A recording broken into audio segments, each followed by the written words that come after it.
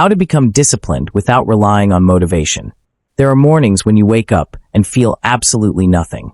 No fire, no drive, no desire to do the very thing you told yourself yesterday was urgent. And what makes it worse is that you were motivated yesterday. You made the plan. You set the alarm. But today the feeling is gone, and without the feeling, nothing moves. That is not weakness. That is what happens when you have been taught to run on the wrong fuel. How people see the reality of life is often shaped through experience, and many spend years searching for success without fully understanding the lessons life is trying to teach them. If you're someone who wants to grow stronger, think deeper, and understand life more clearly, the most dangerous idea sold to this generation is that discipline follows motivation.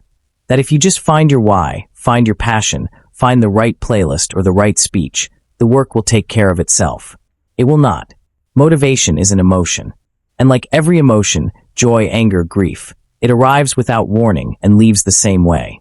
You cannot schedule it. You cannot guarantee it. Building your life on motivation is like building a house and expecting the weather to hold the roof up. The people who consistently produce results are not more motivated than you. They are more structured than you. And structure is something you build, not something you feel. In the 1930s, during the worst economic collapse in modern history, a small community of farmers in the Dust Bowl region of Oklahoma faced conditions that broke most of what surrounded them. Prolonged drought had turned productive soil to sand. Banks were seizing land.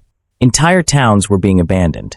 There was nothing motivating about that landscape, no reward visible on the horizon, no promise of a quick return. Yet some farming families did not leave. They developed what historians later called structured survival. Fixed daily routines built entirely around what they could still control.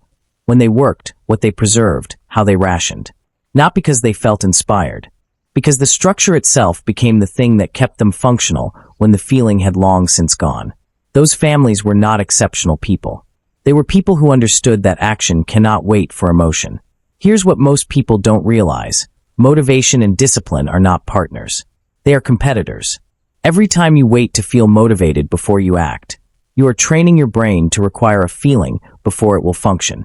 And the brain, always seeking efficiency, will learn that lesson very quickly. Dr. Roy Baumeister's research at Florida State University on self-regulation, one of the most replicated studies in behavioral psychology, found that willpower is not a fixed trait. It is a resource that depletes with overuse, but also strengthens with consistent, low-stakes practice. In other words, the more often you act without waiting for permission from your emotions, the less effort those actions require over time.